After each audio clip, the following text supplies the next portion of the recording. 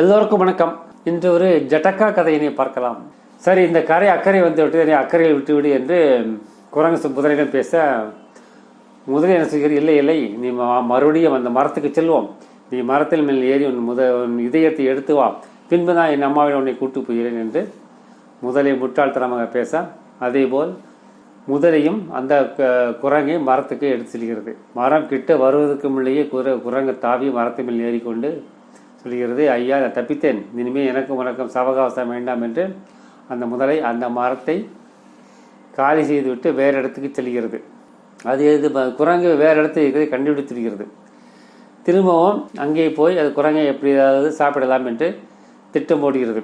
ஆனால் இந்த புதிய இடத்து என்னென்றால், நதியின் நடுவில் ஒரு தீவில் அழகிய பழங்கள், அருமையான பழங்கள், ருசியான பழங்கள் அதிகம் இருக்கிறது.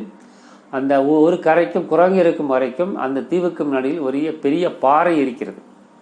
குரங்கு என்ன செய்யும், முதலில் அந்த பாறை மேல் தவும், பிறகு அந்த பாறை அந்த தீவுக்கு தவிவிடும். தீவுக்கு தங்கி சாப்பிட்டு விட்டு சாயங்காலம் ஆனவுடன் மீண்டும் தீவிலிருந்து பாறைக்கு தாவி பாறையிலிருந்து திரும்ப கரைக்கு தாவிவிடும்.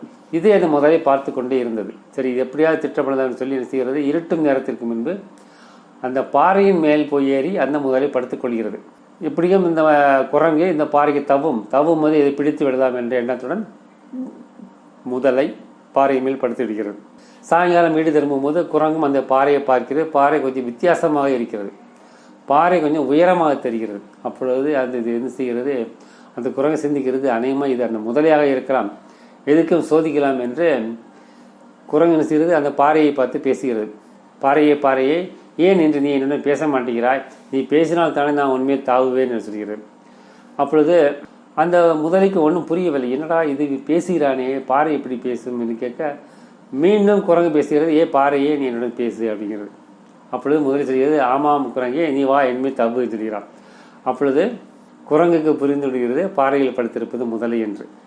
அப்பொழுது குரங்கு சொல்கிறது, நீ என்ன செய், நான் உனக்கு உணவாக விரும்புகிறேன், நீ உன் வாயை அகலமாக திறந்து வை, நான் நேரடியாக உன் வாயில் குதித்து விடுகிறேன் என்று குரங்கு சொல்ல, அதே போல் முதலையும் வாயை ஆள் என்று திறந்து வைக்கிறது. ஆனால் முதலை வாயை முழுவதுமாக திறக்கும் போது அது கண்கள் மறைந்துவிடும். முதலைக்கு குரங்கு இருக்கும் திசை தெரியாது.